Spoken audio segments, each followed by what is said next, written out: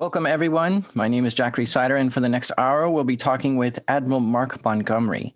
He is the Executive Director of the Cyberspace Solarium Commission. He recently served as Policy Director for the Senate Armed Services Committee under the leadership of Senator John McCain. In this position, he coordinated the National Defense Strategy Capabilities and Requirements. Mark served for 32 years in the U.S. Navy as a nuclear trained surface warfare officer, retiring as Rear Admiral in 2017. Mark, thanks for being here. Jack, a real pleasure to be here with you and to be with the Mideast Institute today. So the Cyber Solarium produced a report in January of this year outlining a strategy for the Biden transition. In the report, there are recommendations in restoring a U.S. international cyber leadership role. What does an international cyber leadership role look like and do?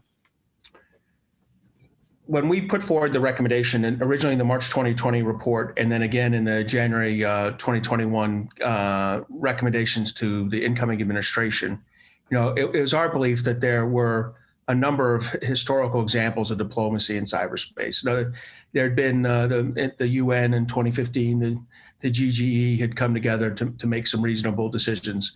But we had noticed that over the last 5 years, we had gone from being a leader in international cyber policy development to kind of middle of the pack. And really, we needed to revamp U.S. cyber diplomacy to maximize our effectiveness.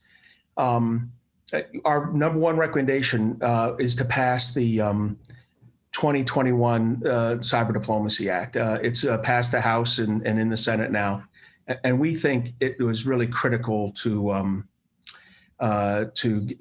achieving success for the United States, achieving success in cyberspace with our international allies and partners. At first, it lays out the U.S. stance on international cyberspace policy, the idea that we would promote an open, interoperable, reliable, secure internet governed by a multi-stakeholder model.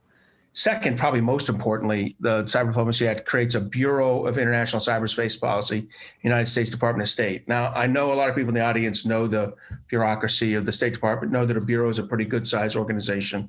We felt this bureau would ensure the State Department has the kind of cross-cutting authority and resources needed to participate and lead in the many organizations that shape cyberspace.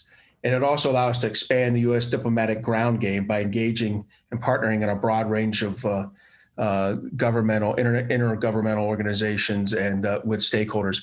I should say that one of our recommendations is, one of the stipulations of the Cyber Diplomacy Act is to lift this cyber office up to the level of the secretary, deputy secretary, or the undersecretary for political affairs, so it really can be cross-cutting. Not that I'm accusing the State Department of being stovepipe, but the head of the Bureau would lead the Department of State's diplomatic cyberspace efforts. It would include efforts in international cybersecurity, internet access, internet freedom, digital economy, cybercrime, deterrence, international responses to cyber threats, and other issues that, whatever the Secretary of State said beyond that. And really, I thought the CDA, kind of concluded with two other provisions. One, it said, look, you need to actually have a strategy for engagement with foreign governments on international norms of responsible state behavior.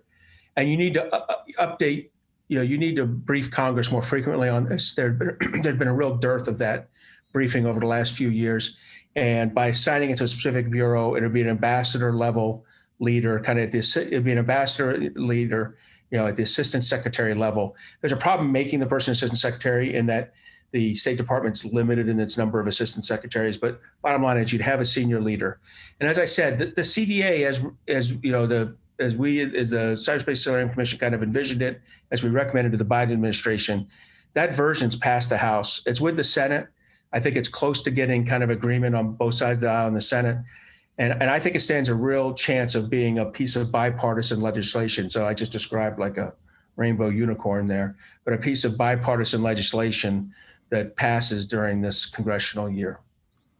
Yeah, I mean, I like the idea that we need some sort of way to conduct ourselves in cyberspace, but and I don't mean to undermine the whole idea of it, but I'm fearing that there are only certain countries that, if this passes, right, there will only be certain countries that respect it or adopt it, while other countries are going to be like, I'm going to ignore that because why should I care about things? Do you have concerns of that as well? Well, we have to be, it's hard to find allies and partners to work with in cyberspace. But I do think there's some possibilities here. I think that the United States, has worked, with a number of countries collectively over the last few years, and I think that we recognize that when we're in this kind of interconnected world, the threats can originate in any nation. And they can affect systems all across the globe. I mean, you saw that in NotPetya, where clearly something was targeted from Russia into Ukraine, but it had significant impacts throughout lots of Western Europe. That was unintentional, cross-border spread. There's intentional cross-border spread as well. So, these kind of the idea that you have to work with multiple countries to secure cyberspace is not a new idea. So we do think we need to work together in cyberspace to collectively deny the benefits of cyber operations to adversaries. And so, yeah, go ahead. Speaking of working together, it looks like President Biden has selected Chris Inglis to be the first national cyber director. What are your thoughts on how a national cyber director can improve cooperation with other nations? That's a great point. And as you may know, Chris Inglis was a commissioner on our Cyberspace Solarium Commission, so he's very closely associated with the recommendations we've had over the last 2 years. So what I'd say first is the national cyber director has an important core mission, and that's to implement the national cyber strategy. I look at that in three ways. The first is they need to improve and ensure the adherence of federal department and agency IT network security. And that's a very inconsistent performance, generally poor. Despite getting pretty good budget increases over the last few years, there's this. It's not that we're not necessarily spending enough. I think we might be. It's that we're not spending it well. But first, he needs to do that. The second big mission is he needs to build the public-private collaboration in our own country. One of the things people kind of miss on this is that we own 100% of the fighter jets, 100% of the submarines, 100% of the tanks that are part of the U.S. kind of defense inventory. But the federal government only owns about 15% of the national critical infrastructure. 85% is owned and operated by either the private sector or state and local governments. And we've got to build a much better relationship with them. First, we have to encourage them to spend more on defense. But second, the government's got to do a better job sharing information, helping them when they're under duress from like a nation state actor. And I just say an aside here. It's kind of, you hear this thing like, well, why can't businesses take care of themselves when they're under this Russian or Chinese attack? And I think to myself, if Russia was launching a cruise missile at, Virginia Power's, power plant somewhere, we wouldn't expect them to shoot the cruise missile down, right? We'd expect the government to help them against this national threat. But somehow when we talk about cyber, it's on you, company. It's not. The government has to do a better job. So broadly, that's his second task. Now, his third task is working with international allies and partners on cyberspace issues. And the first thing I'd say is part of it is about having as I mentioned earlier, kind of a collective thinking about how to approach appropriate behavior in cyberspace. The second part is, with a smaller set of countries, how do you attribute, ones that kind of are a coalition of the willing with us, how do you attribute malicious cyber activity to a certain country? And once you attribute it, what's the appropriate response? And then the third one sounds boring, but is insanely important. And that's how do you work together in international standards and norms setting organizations to ensure that we're pushing an open and transparent rules-based system. And it won't surprise you to hear that we have done poorly in those over the last 20 years when compared to China. It is not uncommon to hear at a meeting like for the International Telecommunications Union, International Standards Organization, that the Chinese government shows up aligned. The Chinese government and their state-owned enterprises show up aligned.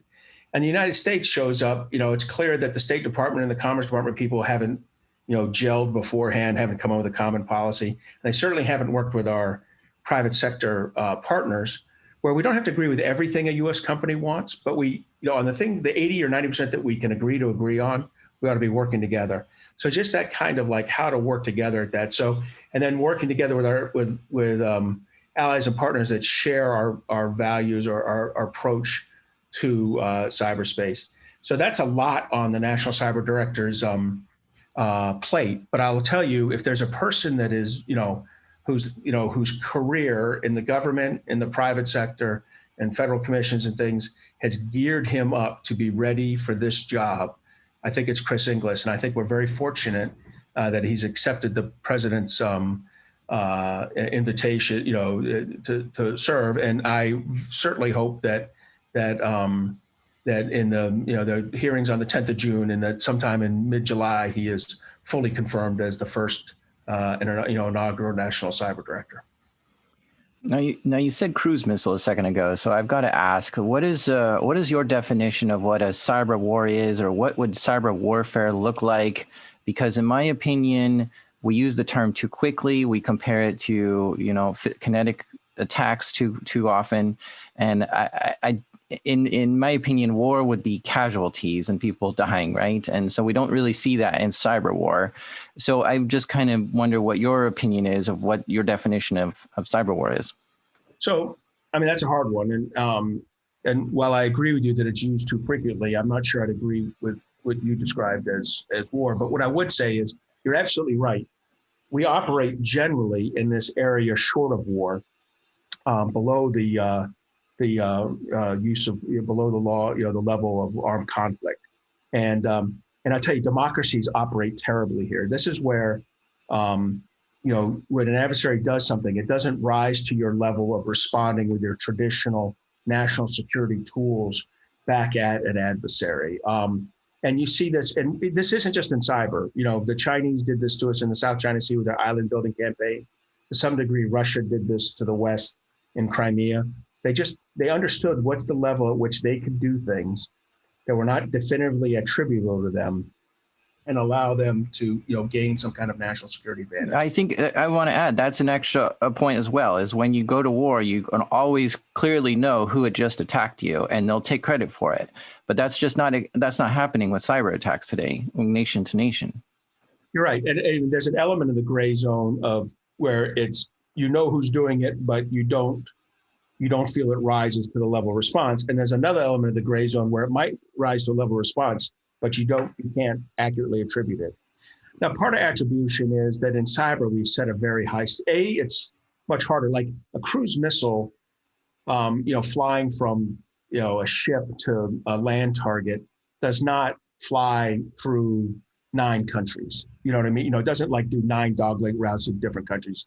And if it did, it would be engaged by one of those countries or highlighted, identified, and it would be different. A cyber attack, 9 countries may be a small number. It may be less than that, but it can frequently be more than that. And it can certainly be more stops than that multiple stops within a single country as it moves around. There's certainly no rule that it's from point A to point B and that's it. So it's harder to attribute. But boy, we take it to the max. I mean, I think we celebrated when we and the Brits attributed a Russian attack in Georgia.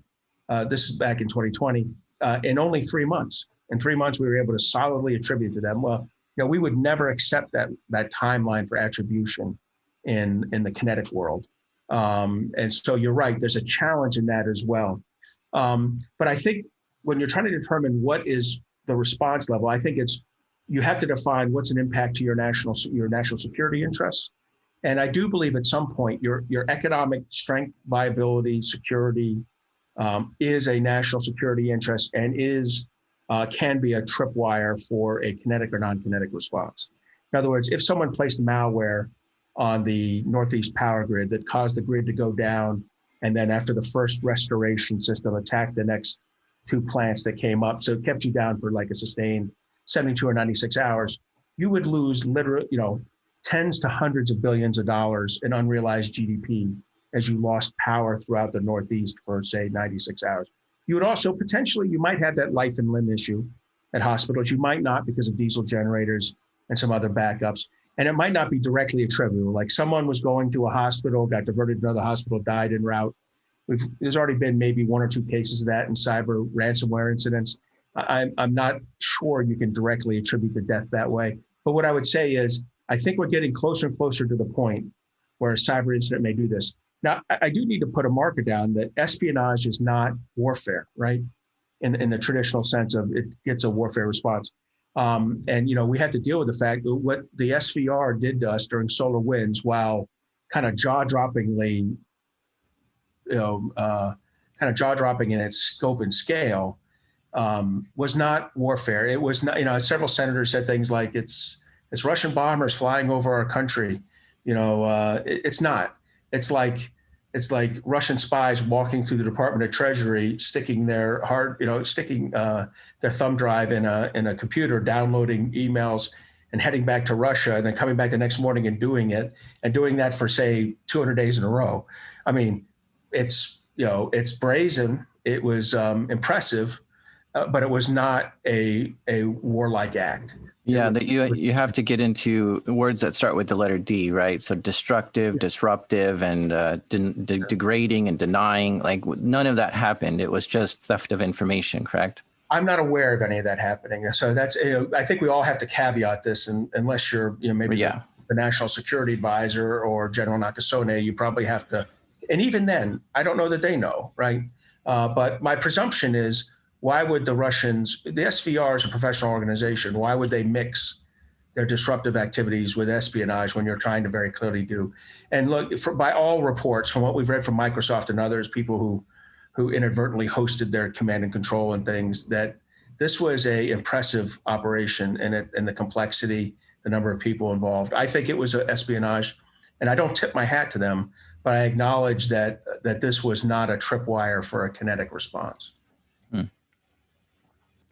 Yeah, it makes me wonder if there will be an attack from, nation to nation at some point that says, clearly, there's a threat saying, if you don't do this thing, or if you whatever, then we're going to shut the power off in your country or something. And then they don't do it, and they say, okay, we're going to shut the power off, and then it's completely a cyber attack.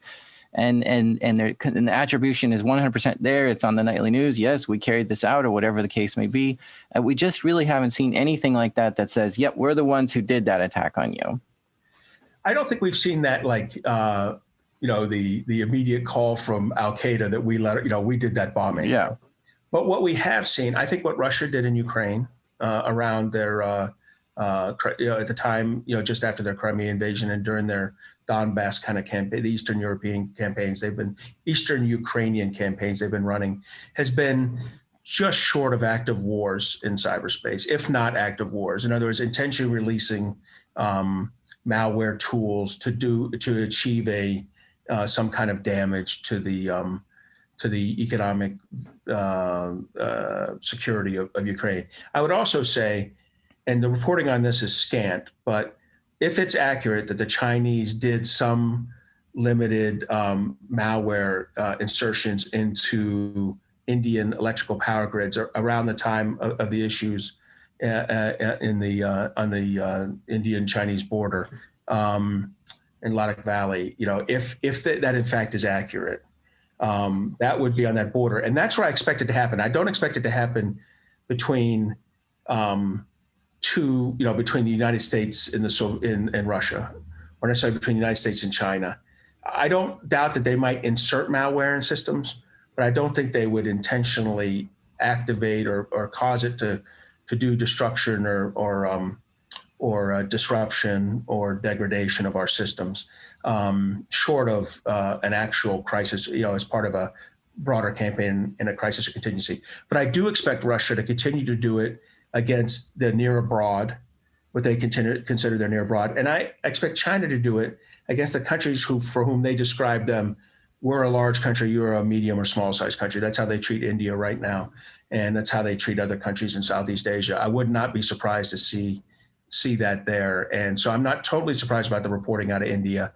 I just don't think we have solid enough. The Indians haven't acknowledged it in a way to let you know that it happened. So moving over to Middle East.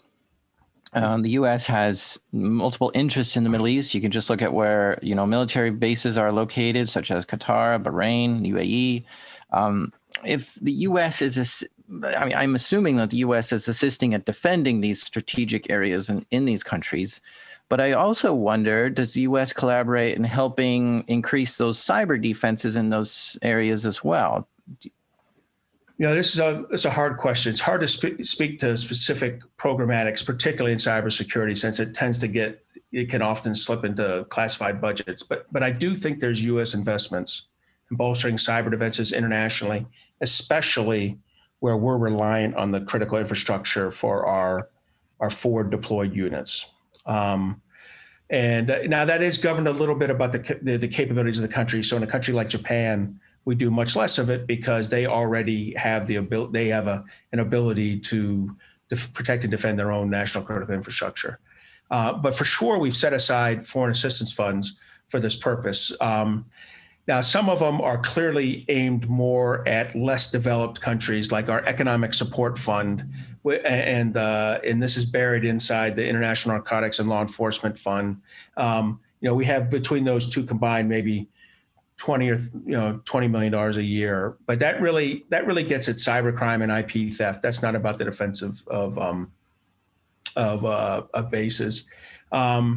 The ones that I think would help us in the Middle East are more aligned in capacity building through regional centers for security studies and defense security cooperation agency programs. So you see a little bit of that, and I'll tell you, after SolarWinds, President Biden's team called out specifically for more programs at the George C. Marshall Center that supports both the work in Europe, but also in Africa and the Middle East, helping them provide training to policymakers about technical and policy aspects. Broadly, the money that I think goes into the regional support centers supports the development of national cyber strategies. It enhances collaboration between governments and industry. We show them. We certainly don't show them by example because we don't do this well. When we talk about what are the principles of sharing information and risk with the private sector, a lot of work on cybercrime, because obviously we would like these countries to assist us in our international law enforcement operations, and in how to grow a cyber workforce. And again, we don't say replicate us, because we don't do a good job on this. As you may know, one of the most damaging parts of American cybersecurity right now is that our cyber workforce, both inside the government and in the private sector, is perennially manned at 65 to 70%, which means you only have 2 out of every 3 bodies you need. And then we do help other countries participate in international fora, so they'll come to the events and hopefully side with us in the discussions about the way forward. And we do partner with countries at their request. And this, particularly after the 2016 election, the Russian cyber-enabled IO, and this has mostly been in the European theater, but I mentioned it to you, that we do help countries in support of kind of hunt forward operations. That's a terminology that U.S. Cyber Command uses, that are aimed at working cooperatively to identify and counter malicious actors that are on foreign networks. The ones we've mentioned in public, I think, were in Montenegro, but there are other examples of this. And so our Cyber National Mission Force deploys to other countries to work hand in hand with governments on cyber defense. It's very hard to get a list of the countries we do that with, but I suspect they're among the countries in the Middle East. And the only times we do mention them is after the fact, where we've had a successful operation, or we feel that the information is being released inside the country we are working with. Yeah, and you probably aren't either privy enough to tell me or allowed to tell me, but my thoughts, just from an outsider here, is that we talk about the National Cyber Director coming in and helping improve the critical infrastructure of the U.S. And I also know that the U.S. National Guard conducts pen tests on things like dams and power plants here in the U.S.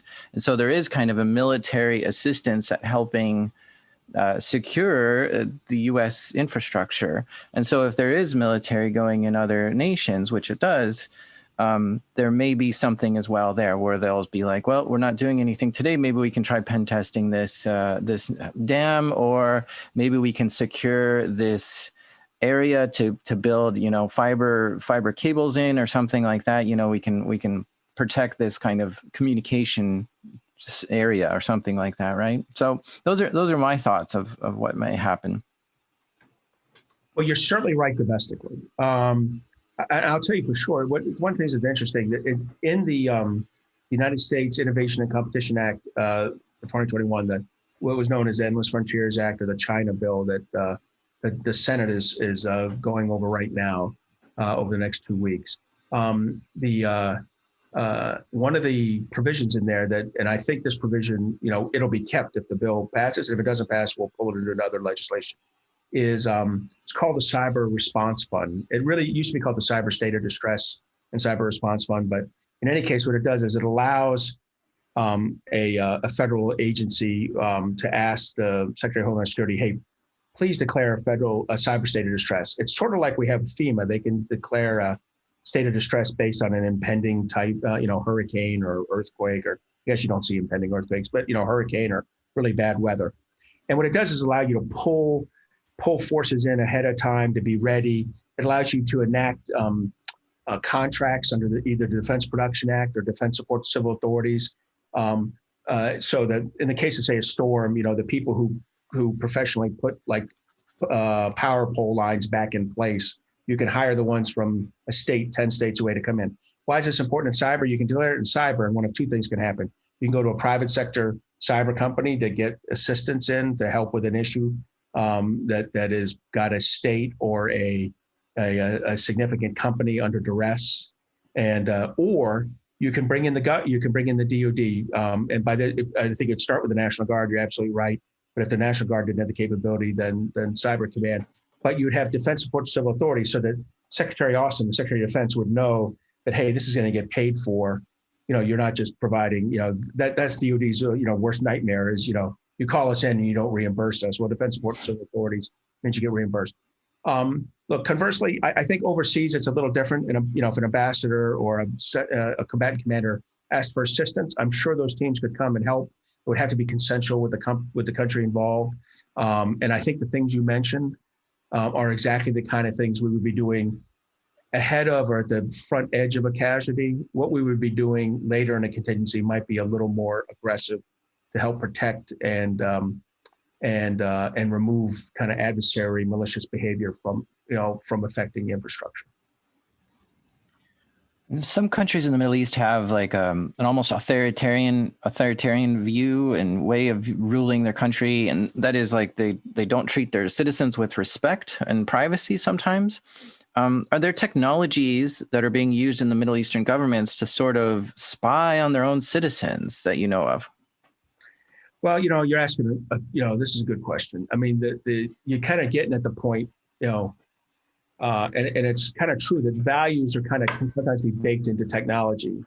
I tend to think of tech as agnostic in politics, and that's because generally speaking, cybersecurity has been a nonpartisan issue. But it does govern how we interact and communicate, and so these, kind of politics can manifest itself in cyberspace, just as they do anywhere else. And in the Middle East, the Middle East is definitely trapped between two different models of what the future of the internet should be. The United States advocates for a free, open, interoperable, secure internet, governed by a multi-stakeholder model. By contrast, authoritarian governance models, principally coming from China and Russia, prioritize surveillance and control over the information space. The Middle East is going to have to eventually pick its own tech. But this is an issue for their governments, their private sector, and their populations to kind of set the course on. But we're going to definitely advocate for our values, and we'll do it in a couple ways. First, as I said earlier, we're going to work inside these standard setting bodies, trying to make sure that the arc of tech development overall bends towards individual privacy and open flows of information. We're definitely seeing efforts by countries like China and Russia to shape standards in two ways. One, through top-down efforts to promote Chinese developed standards at international fora. And two, through a bottom-up approach focused on gaining market share through infrastructure development projects around the world and forcing countries into their column. Some of these standards deal directly with things like facial recognition or surveillance technology. And we've seen in China's case how these technologies can be abused, domestically or internally inside China. The U.S. wants to help kind of shape the technology environment by ensuring that things like privacy are respected in technical design.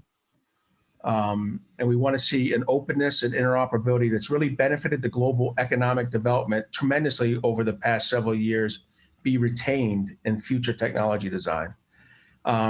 We think that our work can be more, though, than these international standard bodies. In that kind of capacity building I talked about earlier, we have to focus on pushing countries to use technology and cybersecurity that's developed in a way that draws in civil society as a partner, and not treat civil society, as a potential culprit. And so when we do these capacity building efforts, we make sure we focus on raising a country's general awareness of the threat that cyber insecurity and vulnerability to these countries that can pull your information and take it back. And also we do work with them about growing more competent cyber workforces that can recognize how to properly use this technology in an appropriate way and not necessarily in a malicious way. So that's a long answer to the question that there's a lot of work to be done with our Middle East partners on this. Yeah, and I'm always hesitant to make any suggestions on how other countries should act because it's just different than my culture and the societal norms that I'm used to. But how can the U.S. properly give recommendations to a foreign country on how they should treat their civilians? This is that's a bit of a loaded question, but fair enough. Look, first off, I'm going to say one of the challenges we face is that our global engagement is limited by the small size of our offices involved in this. So I'm not even sure we could give any advice right now to enough of the countries around the world. So that Cyber Diplomacy Act is critical. We just don't have enough people doing the outreach we need to.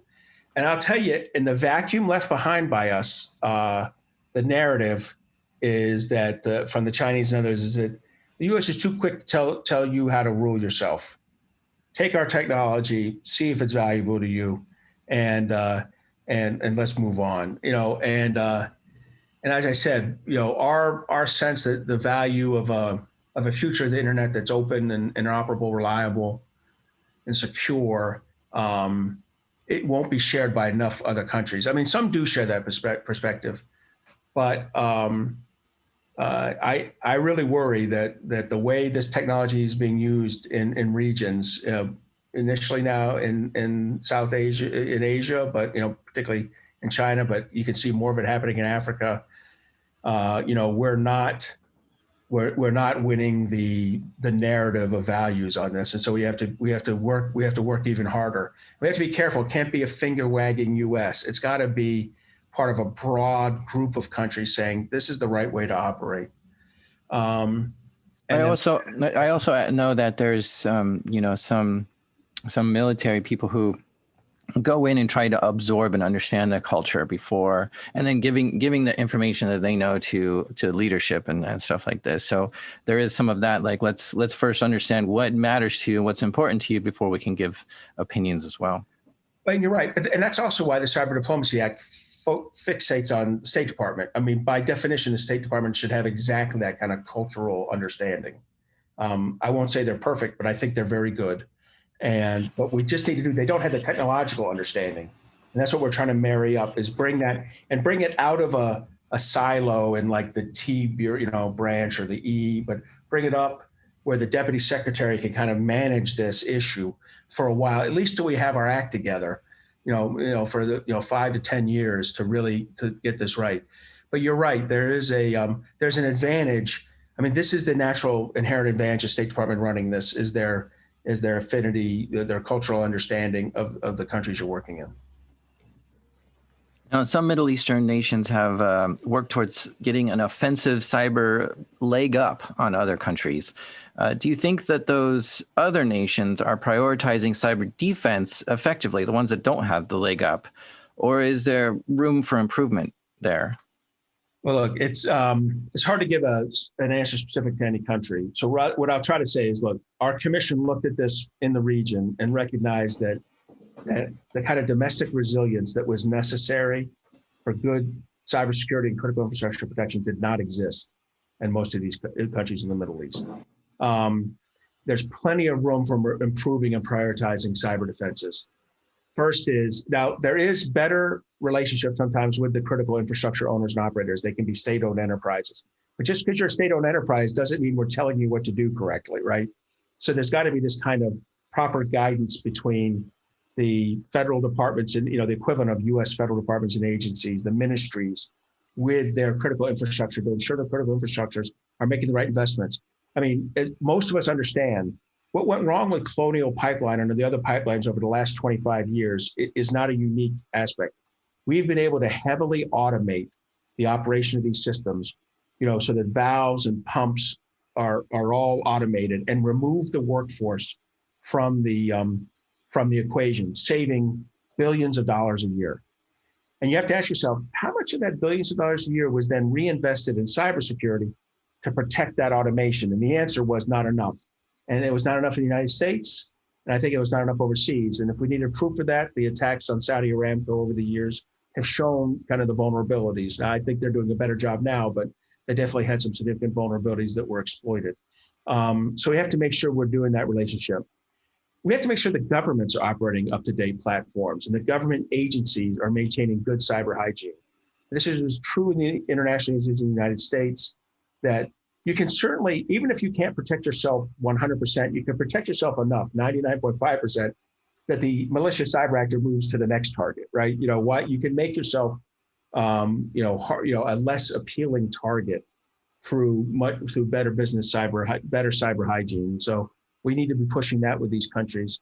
And I do worry a lot that overseas they have the same problem we do, which is because of this automation, the vulnerabilities can now be in the OT, the software and the little bits of hardware that are driving the operational technology of the pump and valve. And that as much as we need to improve that in the United States, we need to make sure those same improvements are done in the international market as well by the OEM, the equipment providers to all these companies. I think in the Middle East, working with the private sector is going to be a particularly critical part of planning, for continuity of the economy. So many of these countries are dependent on one or two industries for a high percentage of their GDP. If someone can bring your one industry to its knees, they can bring your national security to its knees. So they've got to protect the infrastructure in the face of disruption. So I would say, no matter the country, if you're talking about Saudi Arabia, the United States, UAE, there's room for improvement with anything. And that raises the floor of domestic cyber hygiene, allows a country to understand what technologies underpin critical infrastructures and ways in which these technologies, especially ones that cut across sectors, are vulnerable. Ultimately, building that kind of domestic resilience comes from ensuring that you're able to provide constantly, available and secure services, whether it's a natural disaster or a cyber attack. You have to build that resilience. And so that would be my strongest recommendation to the countries of the Middle East, is work on those issues, and you're going to be more secure from an adversary that's developing their offensive cyber capabilities. This is fantastic. You said that there's some work to improve the cyber workforce in the Middle East. Historically, the Middle East has been rich in oil, and so they have tried to produce a lot of petroleum engineers and stuff like that. But it does seem like they need to maybe prioritize creating a better cyber workforce, maybe through universities and creating more, engineers and stuff like that. Do you have any ideas on how they can create more people to be just interested in this or take this on as a career? Well, first, what you have to do is you have to have you don't want to limit yourself to a small sliver of your society. So you have to expand the STEM education and cybersecurity education in the K through 12. This is as true in the United States as it is in the Middle East. And I'll tell you, we have not set a good standard for this. We do not have a consistent K through 12 education effort, to prioritize STEM, science, technology, mathematics, education, engineering, and mathematics and education, and specifically cybersecurity. And in fact, even when we have programs for it, like we have a cybersecurity program to train middle school and high school teachers. So you think that's fantastic. And I was excited when I heard about this program. We went and studied it, and we finally figured out that they were training, about 30,000 teachers a year. We're like, oh, that's great. And then I realized what the the denominator was, which was like 1.4 million, right? And I realized, no, okay, we're only training 2% of the teachers every year. That's not near enough. We need to be, training about, considering latency. We need to be, training about 25% of the teachers a year. So we're funding this at 10%. I'd say the same thing is going to be, you're going to find broadly true, not around the world completely, because there's some countries that have done this properly. But I think you'll find in the Middle East that there's a need to push this kind of cybersecurity. And the idea is first to teach someone the basic cybersecurity hygiene, but second to kind of titillate their interest in the career field. And third, to identify people who have unique skill sets so that you can swoop in with scholarship programs for them to get them further along. We need to do that in the United States, we need to do that in the Middle East. But that's the first element, is to do that. And that improves it both for the economy writ large, the public and private sectors, but also allows the government to identify the proper people. Very few countries really run the aggressive system. The UK and Israel are two countries that do run very effective systems for culling out cyber expertise. Now, the Israelis use it to man their unit, I think 8,200, to man their cyber units, later on as people enter draft age. But and I think it's considered a highly desirable route for Israeli, male or female entering the draft. But the UK does it in a slightly different way. I wish we could take our Iowa test, if you remember the old Iowa test we had, and just put a cybersecurity test in there and just kind of try to call out those. But in any case, you need to be thinking imaginatively like this, because this cybersecurity workforce problem, it is embarrassingly persistent. I mean, it is decades old. And one final thing, so Dick Clark and I, Richard Clark from Mideast Institute, he and I, 23 years ago, wrote a report on the National Infrastructure Assurance Plan. And in there, we had 10 steps for the cyber workforce. 23 years later, we did a white paper on the commission, and we came up with 10 steps for the cybersecurity workforce. 7 of them were the same. 7 of them were, we've solved 30% or less of our problems over 23 years in the federal government, spending literally billions of dollars. This is embarrassing. We have to be more focused on getting this right. And a final thing I say in cybersecurity, it's a 3-legged stool: technology, processes, and people. We're putting tens of billions of dollars into technology. We're working hard, executive orders, law changes on processes. And the people thing is just getting left behind. And I got to tell you, though, a 3-legged stool doesn't work with one leg out. We all know that. And the people leg is out. It's out for the government. It's generally out for most of the private sector, not big banks. I mean, they're hiring the right people. They're spending $750 million a year or whatever at some of the big banks on cybersecurity. I get it. They're covered. But the vast, vast, vast majority of our public infrastructure is not covered with the right types of people, the right number of people, and people who are getting kind of an iterative training program along the way. Well, Mark, an hour has flown by, and I've just been delighted to have this conversation with you. Thank you so much for being here and sharing all your wisdom and thoughts with us. Thanks, Jack. It was a pleasure to be here with you and with the Mideast Institute, and I certainly appreciate the opportunity to talk about cybersecurity.